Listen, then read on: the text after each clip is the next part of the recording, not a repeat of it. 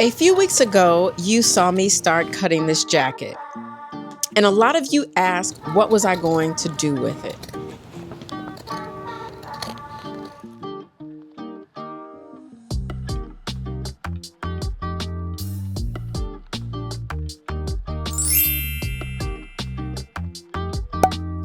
Hi everyone, welcome back to the channel. My name is Jen and this is Jen Restyle Fashion, where we thrift, restyle, and upcycle our wardrobe so that every piece gets a second life and a little more style. Now, let's get into today's project because this is actually one of my last fall winter upcycles of the season. I'm taking a gray plaid blazer and combining it with fabric scraps that were left over from a previous project to create a completely new look. And you guys are already loving this transformation that you saw over in my shorts. So I'm gonna show you exactly how I pulled it together. All right, let's get into it. Hey y'all. All right, so we are getting ready to start on a new upcycle today.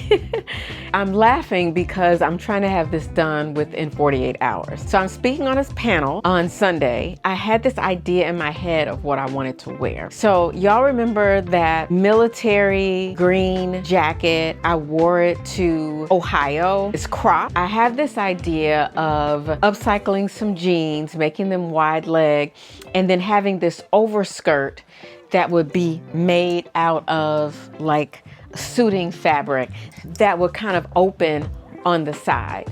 So you would see the jeans up underneath. It's gonna be 20 degrees, so I'm like, it's gonna be cold, so the layering is gonna be perfect.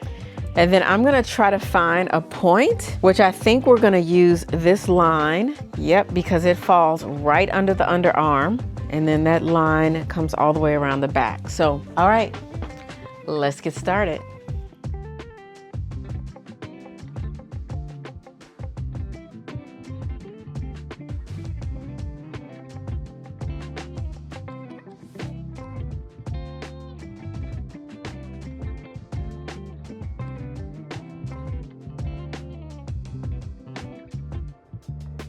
Okay, so now that I have cut the front, I'm having second thoughts because now that I cut this, I like the way this hangs.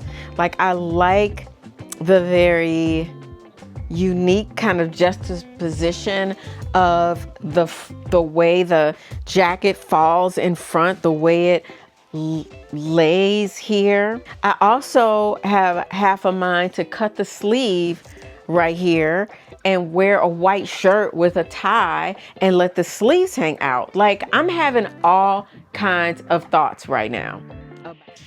All right, so I went into my stash of leftover upcycle pieces and I pulled out the bottom part of a blazer that I upcycled from last year. And after playing around with a piece of denim and another piece of suiting, this piece just looked like the perfect contrast to the gray plaid. So I just started pinning it to the jacket.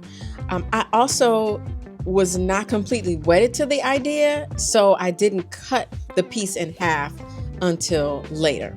Now, the next step is to make sure that you fold the lining as well as the outer portion of the jacket and make sure that they're lined up together. Otherwise, you're gonna have a headache.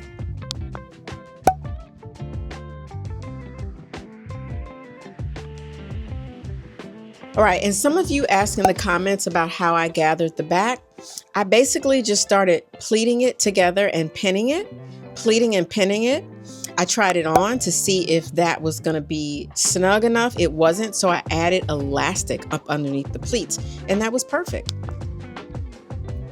Hey y'all, my battery is running down, and I'm going to have to go plug the camera in, so we're probably going to miss a little bit of this, but like I was saying in the voiceover, I'm just doing this elastic in the back.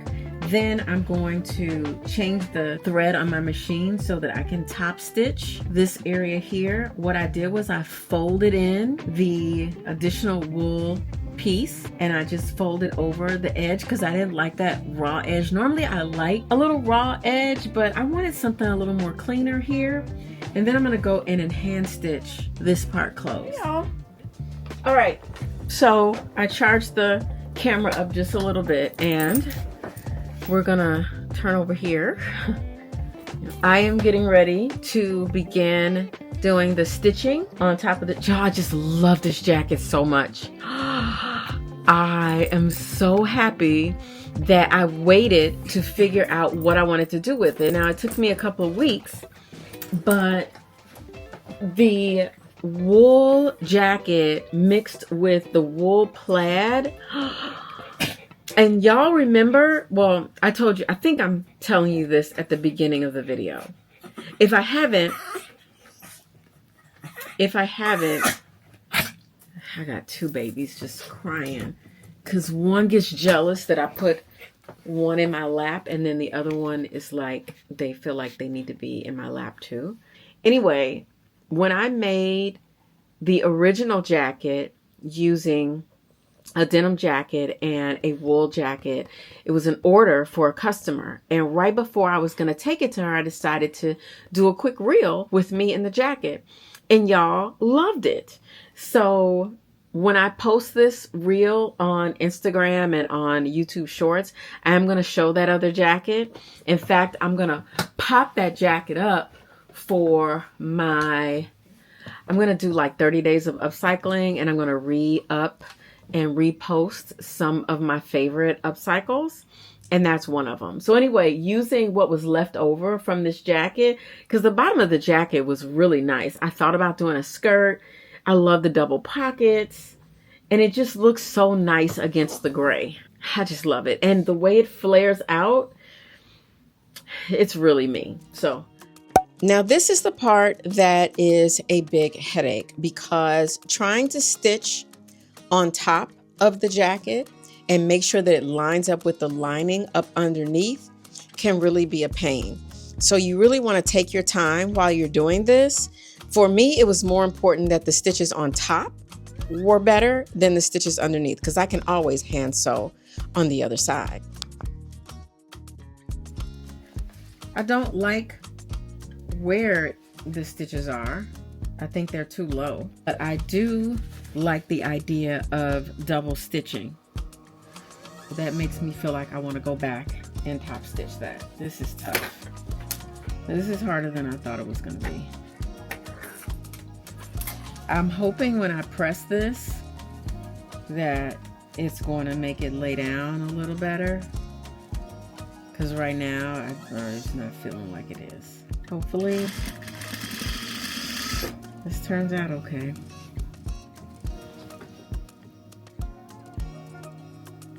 Trying to keep the lining tucked inside. I don't want it to show. Let's see how this, it's this new foot, and it's also the fact that there's lining up underneath. It just, so you guys, a Teflon foot is a great idea. I strongly recommend it. I think for those of you who are working with different kinds of fabrics and you need that smoothness, but also know it can also be a little challenging. I think I'm going to use this tie and make a rose to adorn this jacket.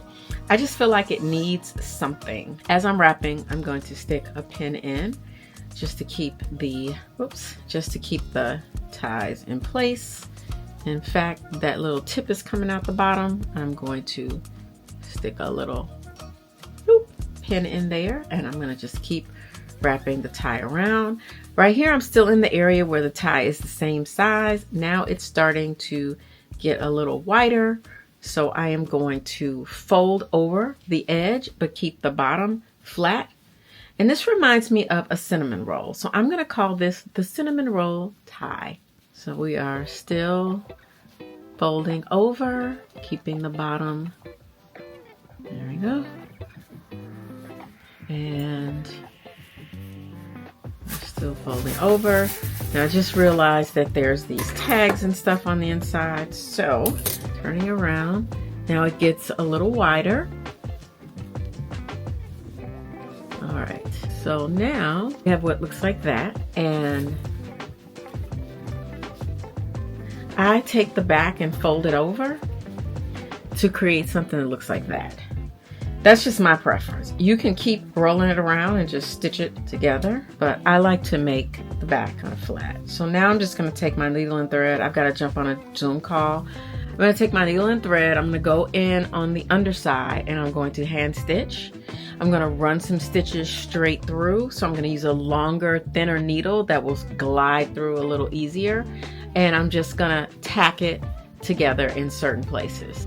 And then this will eventually go on like that. I feel like I need a little pop of color in there, but this is what it looks like. These are, hey y'all.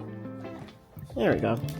All right, so since the last time I checked in with you, I tried the jacket on. The style, everything I love. What I don't love is how the stitching turned out. It just doesn't look neat. So I'm gonna turn the camera around so you can see. All right, if you notice, when I was stitching on top, some places it's right on the edge, like that would be perfect. And then some places it's sticking up. I don't like this look. I think it's fine on the side because I did the double stitching down here, pressed it. It's in the fold so you don't see it. So I grabbed this ribbon that I actually like the way it looks. There's a lighter side that I don't think goes as well. I think the darker side works better. And I don't want to run into the same problem where I stitch and it doesn't look good. So I'm actually going to use a little stitch witch and I'm going to press this down.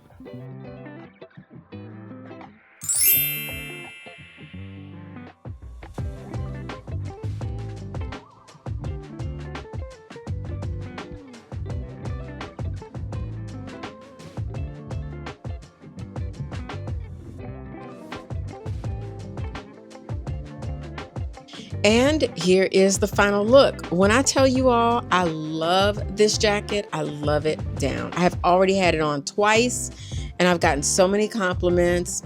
I cannot wait to make it again. All right, you guys, I hope you all enjoyed the video. Please don't forget to like, comment, and subscribe if you aren't already subscribed. And I will see you in the next video. All right, you guys, see you later. Bye.